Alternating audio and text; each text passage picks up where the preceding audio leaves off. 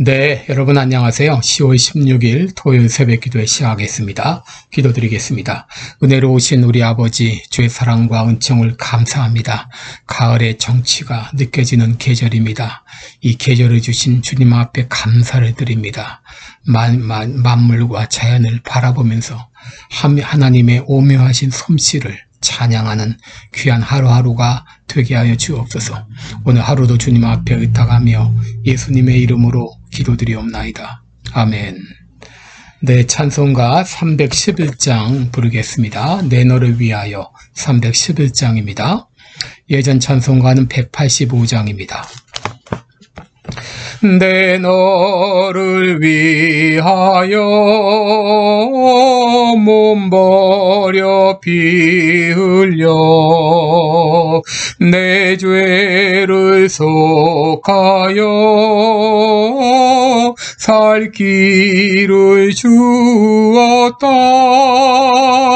널 위해 몸을 주건만 너무 주느냐. 널 위해 몸을 주건만 너무 주느냐. 아버지 보좌와 그 영광 떠나서 밤 같은 세상에 만 백성 구하려 내 몸을 희생했건만 너무 어타느냐. 내 몸을 희생했건만 너무 어타느냐. 죄 중에 빠져서 영죽을 인생을 구하여 주려고 나 피를 흘렸다.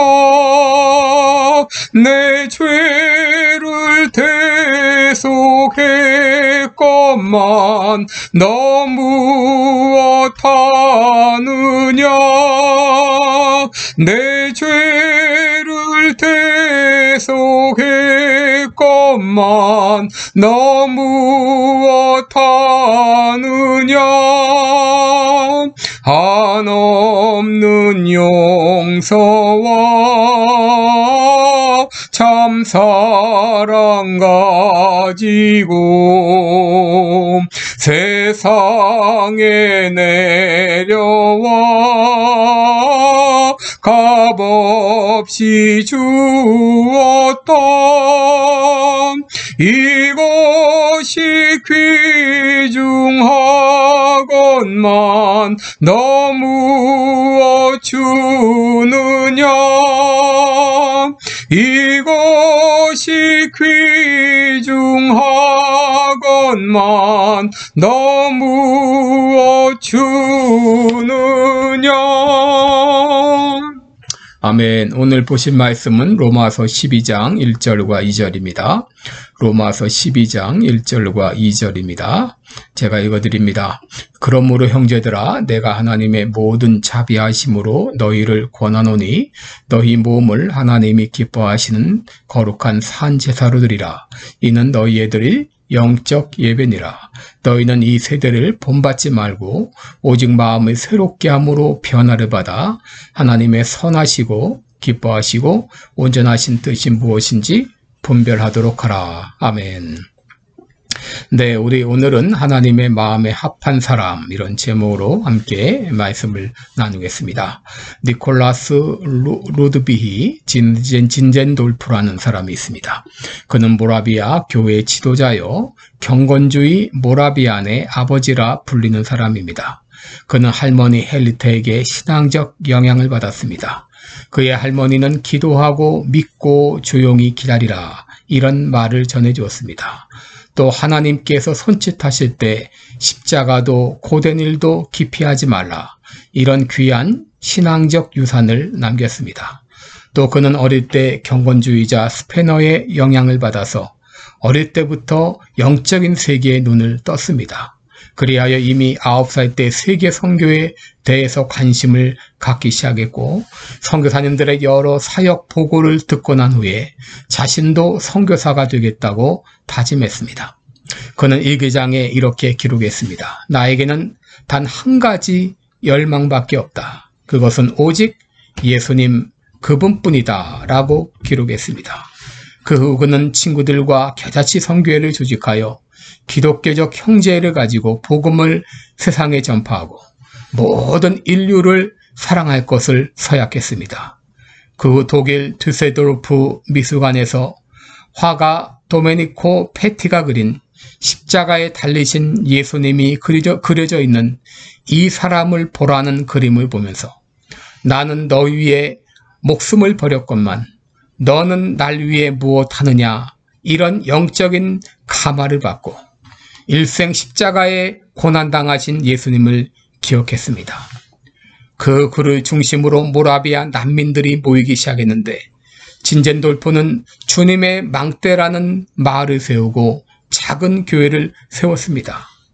그로부터 시작된 모라비아 교회는 24시간 기도회를 100년간 지속했고 1930년까지 14개국에 3,000명의 선교사를 파송하는 이런 놀라운 일을 했습니다. 이것은 바로 하나님의 마음에 합한 한 사람이 어떤 영향을 끼칠 수 있는가를 보여주는 좋은 본보기가 되겠습니다. 사도행전 13장 22절을 보면 하나님께서는 다윗을 향하여 너는 내 마음에 합한 자라 너를 통하여 내 뜻을 이루게 하리라 말씀하셨습니다. 하나님은 다윗을 향하여서 너는 내 마음에 합한 자라고 하셨습니다. 그렇다면 어떤 사람이 하나님의 마음에 합한 사람일까요? 오늘 두 가지를 말씀드립니다. 첫째는 하나님의 말씀에 전적으로 순종하는 사람입니다. 오늘 본문 1절에 그러므로 형제들아 내가 하나님의 모든 자비하심으로 너희를 권하노니 너희 몸을 하나님이 기뻐하시는 거룩한 산 제물로 드리라. 이는 너희의 드릴 영적 예배니라 했습니다. 여러분, 우리 몸을 산 제물로 드린다는 것이 무슨 뜻일까요? 이것은 나의 삶을 하나님께 죽은 제물과 같이 바친다는 의미입니다.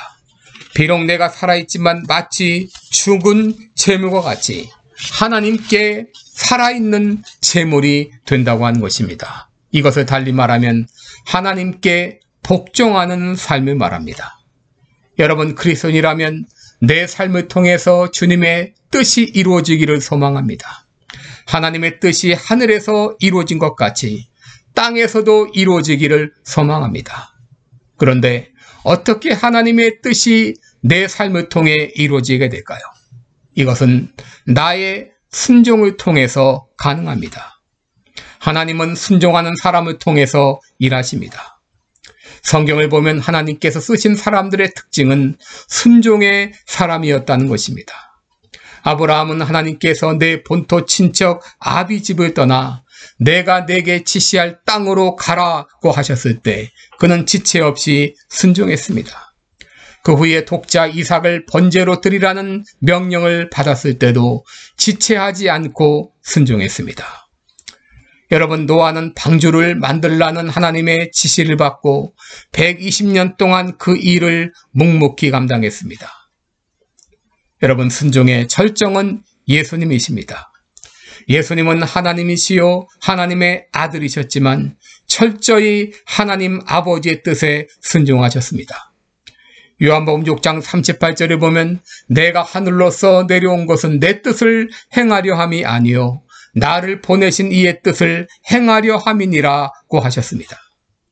그리고 십자가를 앞두고 겟세마네 동산에서 기도하실 때도 이 잔을 내게서 옮기시옵소서. 그러나 내 원대로 마옵시고 아버지의 원대로 되기를 원하나이다 라고 기도하셨습니다. 여러분, 교회 역사를 볼 때도 하나님은 순종의 사람을 통해서 일하셨습니다. 1904년 있었던 웨일즈의 부흥은 이반 로버츠의 순종을 통해 일어났습니다. 하나님은 그의 마음을 뜨겁게 하셨고 그를 통해 그가 속한 교회를 뜨겁게 하셨습니다. 더 나아가서 부흥의 불길은 웨일즈 전체로 퍼져나갔는데 단 6개월 동안에 10만 명이 주님 앞에 돌아오는 이런 놀라운 역사가 일어났습니다. 1907년 조선에서 있었던 평양 대부흥운동은 하디라고 하는 캐나다 선교사의 회개로부터 시작이 되었습니다. 그는 토론토 의과대학 출신 엘리트 의료 선교사였는데 그런데 그가 가는 곳마다 그는 선교에 실패했습니다. 그 후 그는 그 원인이 자신에게 있다는 것을 깨닫고 자신의 교만과 백인 우월주의를 공개적으로 회개한 후에 그를 통해서 부흥의 역사가 일어나게 됐고 이것이 평양 대부흥의 기폭제가 되었습니다. 여러분, 오늘날 교회의 문제는 50%는 순종하고 순종을 다했다고 생각하는 것입니다. 90% 순종하고 순종을 다했다고 생각하는 것입니다. 그러나 하나님께서 우리에게 요구하시는 순종은 100%의 순종입니다. 너희 몸을 하나님이 기뻐하시는 거룩한 산 제물로 드리라. 이것은 바로 100% 순종하라고 하는 말씀입니다. 가나안 동군학교 김영기 장로는 27세의 장로 장립을 받게 되었습니다. 당신은 일제 치하에서 이미 총회에서 심사참배를 결의한 후였습니다. 그래서 모든 집회를 앞에 두고 반드시 동방요배 심사참배를 하게 했습니다. 그런데 이 김영기 장로는 장로 장립식을 앞에 두고 이것을 거절했습니다. 내가 장로 장립을 받지 못할지라도 동방요배는 할 수 없다고 한 것입니다. 일단 동방요배는 하지 않은 채 장로 장립식은 마치게 되었습니다. 그러나 그 후에 그는 이것으로 인해서 모진 고문을 받아야 했습니다. 여러분, 하나님이 요구하는 순종은 100%의 순종입니다. 이제부터 하나님께서 어떤 말씀을 하시든지 100% 순종하겠다는 각오로 살아가시기 바랍니다. 하나님은 이렇게 100% 순종하는 사람을 사용하십니다. 그리고 100% 순종하는 사람들에게 능력을 베풀어 주십니다. 둘째로, 하나님의 마음에 합한 사람은 세상을 변화시키는 사람입니다. 오늘 본문 2절을 보면 너희는 이 세대를 본받지 말고 오직 마음을 새롭게 함으로 변화를 받아 하나님의 선하시고 기뻐하시고 온전하신 뜻이 무엇인지 분별하도록 하라고 했습니다. 여러분, 이 세대란 무엇입니까? 이 세대는 세속적 사고방식을 따라 살아가는 세상을 말합니다. 하나님의 뜻과는 정반대로 치닫고 있는 세상을 말합니다. 이런 세속적 가치관을 따라가지 말라는 것입니다. 여러분, 오늘날은 돈이라면 사죽을 못 쓰는 세상입니다. 돈이라면 가족도 친구도 이웃도 없습니다. 돈이라면 믿음도 저버리는 세상입니다. 또 오늘날 세상은 정욕에 눈이 어두운 세상입니다. 성적 타락이 만연해 있습니다.